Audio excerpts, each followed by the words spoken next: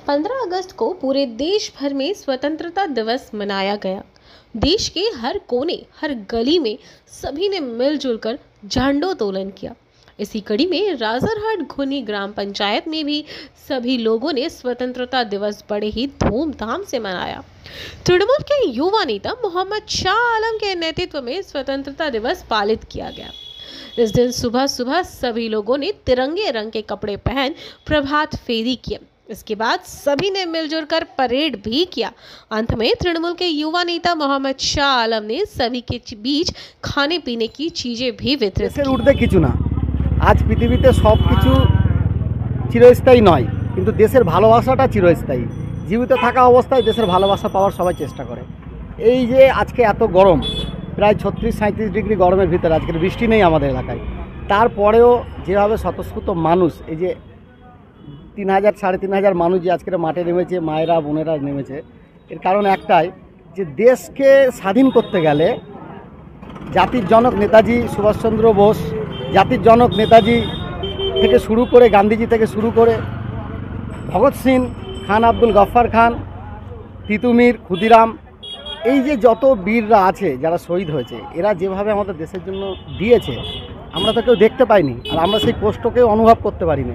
তাই আমরা আজকে গায়ে ঘামটা ঝরাচ্ছি সেই কারণেই যে এদের আত্মায় যাতে শান্তি পায়, আমাদের এই ঘামটা ঝরানো, পাগুলোতে হেঁটে হেঁটে যাওয়া।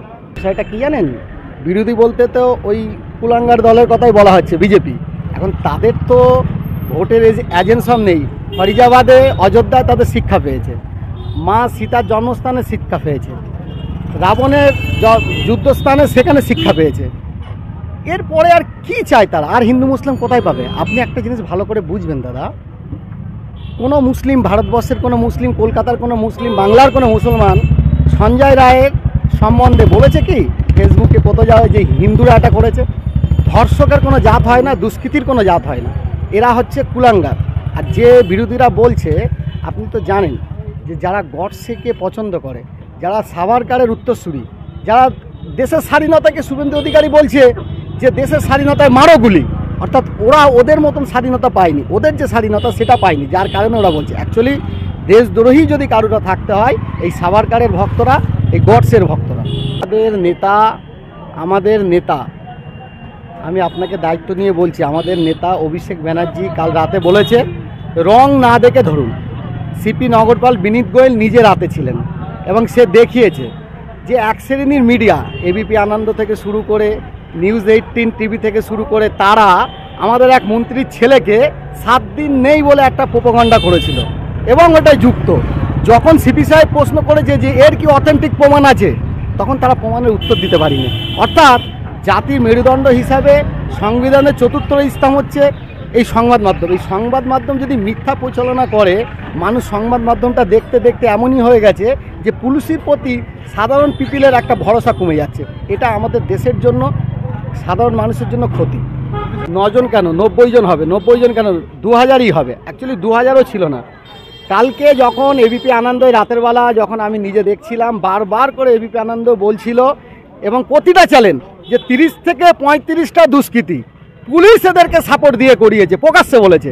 যখন Vineet Goyal, Kolkata police, West Bengal police সেটাকে যখন ভিডিওগুলো যখন তুলে ধরেছে, তখন তাতে দেখা গেছে 3 থেকে 4000 লোক এটা করেছে। এবং আমি দায়িত্ব নিয়ে বলছি, এটা হচ্ছে মীনাক্ষীর মাসি রূপা, আর রূপার দাদা হচ্ছে শুভেন্দু, এরা মিলেই এটা করেছে। রাম আর বাম মিলে এই ষড়যন্ত্র করেছে।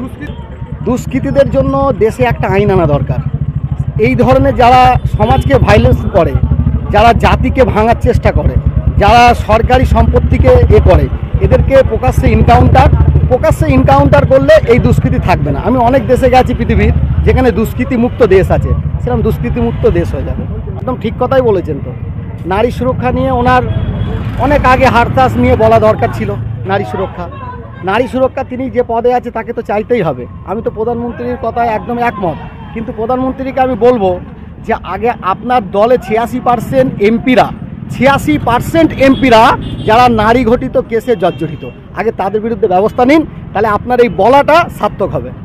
আমরা সব সময় তৃণমূল কংগ্রেসের পক্ষ থেকে আপামায় এলাকার মানুষ, আমরা আমাদের এই অঞ্চলে, আমার পাশ দিয়ে যতজন আছে, যদি এখানে 3 জন মুসলিম হয়, 10 জন হিন্দু আছে। আমরা সবসময় এই বাংলার শান্তি, এই বাংলার সম্প্রীতি, কৃষ্টি কালচার, রবীন্দ্রনাথ কাজীর বাংলাকে আমরা সম্মান করি। আর রবীন্দ্রনাথ কাজীর বাংলাকে টিকিয়ে রাখার জন্য আপাময় সমস্ত মানুষকে আমি বলবো, মিডিয়ার কথা শুনে, বিশেষ করে কিছু গদি মিডিয়া আমাদের রাজ্যে, যেমন দিল্লিতে ছিল, এখন গদি মিডিয়া আমাদের রাজ্যে হয়েছে। এবিপি আনন্দ আমি প্রকাশ্যে বলছি, TV9 এদেরকে বয়কট করুন এবং আর বাংলা টিভি এদেরকে বয়কট করুন। এরা মিথ্যা বলছে, এদের বিরুদ্ধে কাল সিপি বলেছে স্টেপ নেবে এবং এদের বিরুদ্ধে কেস হবে। আমরা দেখতে চাই যে যে কথাগুলো তারা বলেছিল সেইগুলো সত্য প্রমাণ করতে পারে কিনা। তাই সকলকে বলবো, মিডিয়ার কথা শুনবেন না, সজমিনে যাবার চেষ্টা করুন, নিজেরা দেখুন। আর মায়েদের আন্দোলনকে আমি হাত জোর করে সমর্থন করলাম। ডাক্তারদের প্রতি আমার বার্তা, ডাক্তাররা মানুষ, আমরাও মানুষ। ডাক্তারের মা বাবা যদি ডাক্তার না হয়, তার সন্তান যদি ডাক্তার হয়, সন্তান যদি ডাক্তার হয়, মা বাবা ভাই বোন যদি ডাক্তার না থাকে, সে অসুস্থ হলে কি তার বুকের ভিতরে কষ্ট হবে না? যেমন ওই মেয়েটির সাথে হয়েছে, আমাদের বুক ফাটছে, তেমন যদি ওই ডাক্তারের পরিবারের মা বাবা ছেলের যদি কিছু হয়, ওই ডাক্তার কি ঘরে বসে থাকতে পারবে? তার ট্রিটমেন্টের প্রয়োজন। আমি সেই সমস্ত ডাক্তার ভাইদেরকে বলবো, তোমরা পড়াশোনা করেছো, এই বাংলার বুকে তোমরা ট্রিটমেন্টটা চালাও। সমস্ত শিশুদেরকে, বৃদ্ধদের জন্য, বিশেষ করে ডায়ালিসিস পেশেন্টের জন্য, থ্যালাসেমিয়া রোগে আক্রান্ত তাদের জন্য, পা ভাঙছে, হাত ভাঙছে, কিডনি রোগের জন্য এদের আগে চিকিৎসাটা করাও, সবার কাছে অনুরোধ।